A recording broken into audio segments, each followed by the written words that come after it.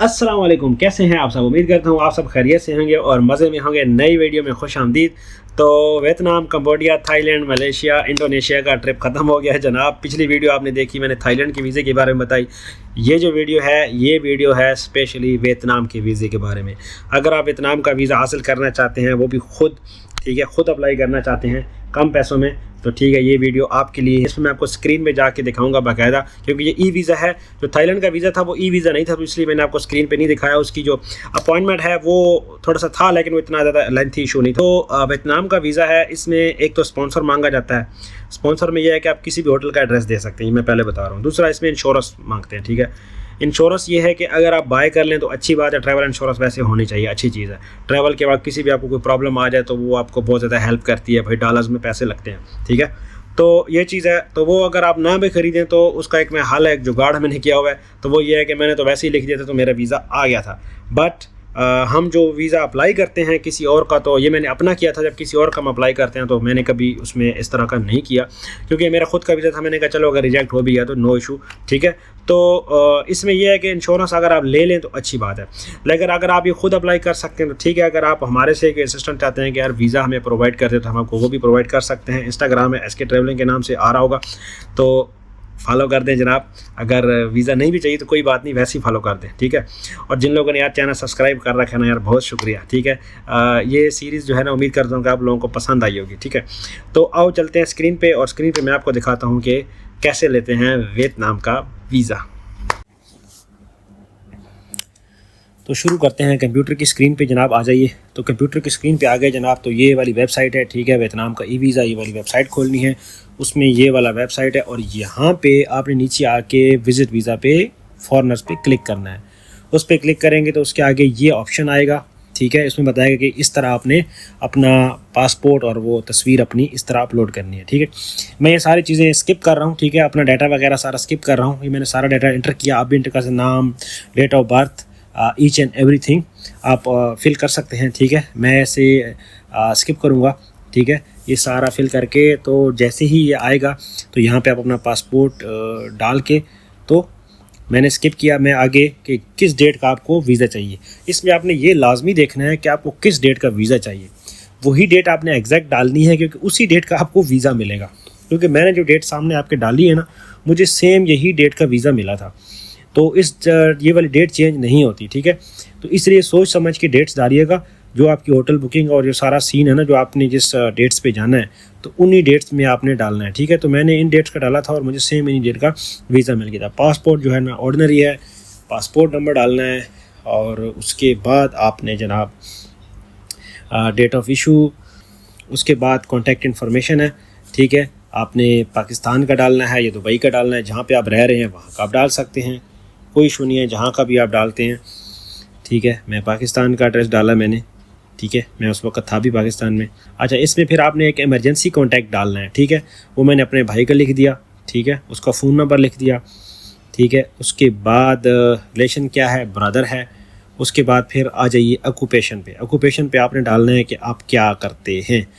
तो जनाब इससे आगे आपसे ऑक्यूपेशन का पूछा है। उसमें आपने अपना लिखना है, कंपनी का नाम लिखना है, कंपनी का एड्रेस लिखना है, और आपने अपनी डिज़िग्नेशन लिखनी है, क्या डिज़िग्नेशन है, और कंपनी का आपने नंबर लिखना है, जो आप कंपनी का नंबर है वो लिखना है आपने, ठीक है। बाद फिर आएगा पर्पज़ ऑफ क्या है, टूरिज़्म है, ठीक है। तो आपको होस्ट कौन कर रहा है, ये ऑर्गेनाइजेशन। यहाँ पे आपने क्या करना है, ऑर्गेनाइजेशन में आके आपने उस होटल का नाम लिखना है कि जो होटल आपने बुक किया है, या कोई भी होटल आप नेट से निकाल लें उसका लिख दें, कोई इतना इशू नहीं होता इसका। ये ऑनलाइन वीज़ा है, इसका इतना इशू नहीं। अगर बुक करना भी है तो बेशक जब तक वीज़ा नहीं आता तो मेरा मशवरा है कि बुक करा के रख लें, ठीक है, ताकि जब तक वो बुक होता है। मैंने ये वाला होटल जो है ना बुक किया था, डोम रूम, ये मैंने बुक किया था, ओले डोम रूम। तो ये होटल का जनाब एड्रेस है।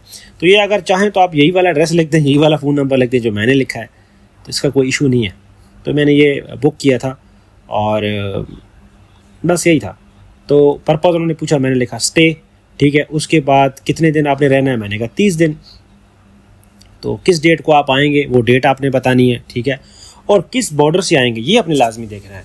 जो वियतनाम का वीज़ा है इसमें ये बड़ा इशू है कि जब आपने एंट्री करने है कौन से पोर्ट से, बाय लैंड जाएंगे बाय एयर जाएंगे, तो सारा पहले से प्लान बना लें। मैंने जाना था कंबोडिया से बाय रोड, तो मैंने पहले से वो मोक बाय बॉर्डर है वो पहले से मैंने रिसर्च कर रखा था, ठीक है। तो आप भी पहले से रिसर्च कर लेना। मैं मोक बाय से बाय रोड गया था। मोक बाय सबसे ईजी वाला है कंबोडिया से, ठीक है, फिनोम फिन से।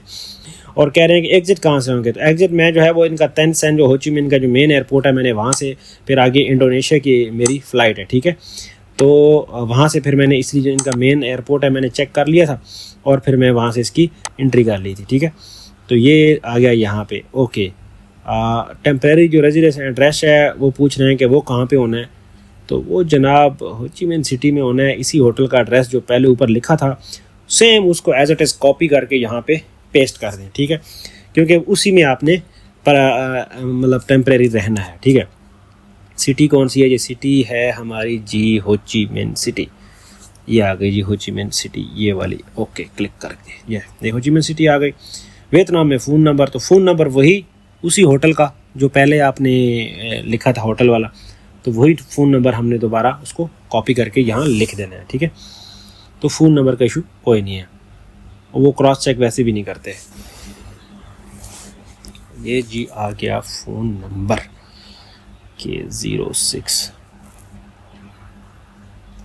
उसके बाद नीचे जाएं, नो करते जाएं, ठीक है। उसके बाद आपने इंश्योरेंस का पूछा, तो मैंने उसमें लिख दिया कि इंश्योरेंस जी मैंने $700 की कराई है, तो एप्लीकेंट ख़ुद करेगा अपना ख़र्चा। हाँ जी, सारा कुछ मैं ख़ुद करूँगा, तो कैश में मैं पैसे लेके जाऊंगा साथ में, ठीक है। मैंने इंश्योरेंस जो है इंश्योरेंस कंपनी का नाम लिख दिया और वो लिख दिया, ठीक है। उसके बाद मैंने फॉर्म आगे आपको एक बार देखने को आता है कि फॉर्म आपने सही फिल किया नहीं, दोबारा रीचेकिंग के लिए, तो आप एक बारी रीचेक कर लो, ठीक है। तो जनाब पेमेंट का आपके पास ये, तो पेमेंट से पहले आपको ये आपने पहले अपनी डिटेल फिर दोबारा चेक कर लेनी है। देखिए इंश्योरेंस मैंने बाई नहीं की थी, मैंने बस वैसे ही लिखा था, ठीक है। उसके बाद सिर्फ आपकी डिटेल आ जाएगी, ठीक है। फिर आपसे पूछा जाएगा $25 इसकी फ़ीस है, ठीक है, वो आपने पे करनी है, ठीक है।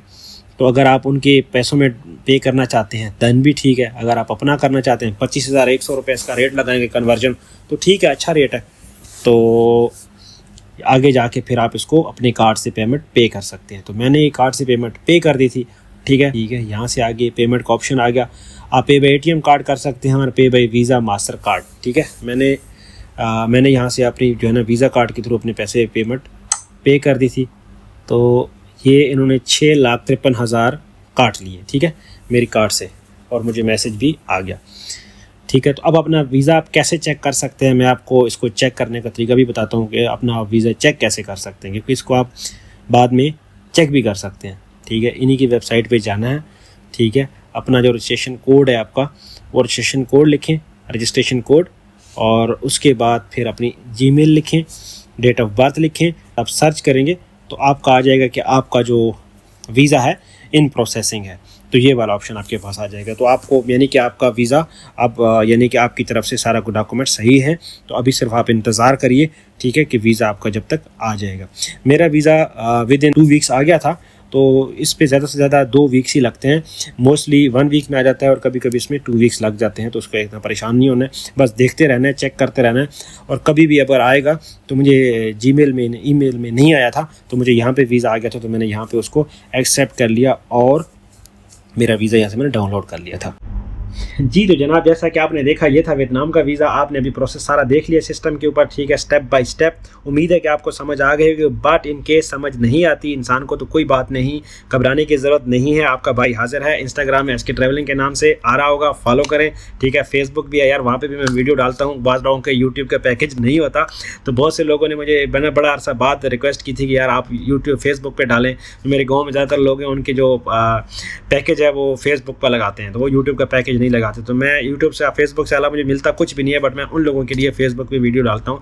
अगर आपके पास भी पैकेज नहीं होता तो आप भी, बहुत से लोग हैं जो सोशल पैकेज खरीदते हैं, जिसमें सिर्फ इंस्टाग्राम और जिसमें इंस्टाग्राम होता है, फेसबुक होता है और आई थिंक सो व्हाट्सएप होता है। तो आप अगर उधर वीडियोज़ देखना चाहें तो वहाँ पर आप वीडियोज़ देख सकते हैं, ठीक है, तो भी फ्री है। तो वहाँ पर आप फॉलो भी कर सकते हैं, मेरा पेज है SK ट्रैवलिंग के नाम से, ठीक है।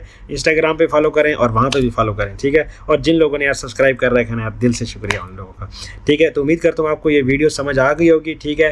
तो मिलते हैं जनाब किसी नए रोज़ नई वीडियो के साथ, ठीक है। Keep travelling, keep watching my videos, thank you very much.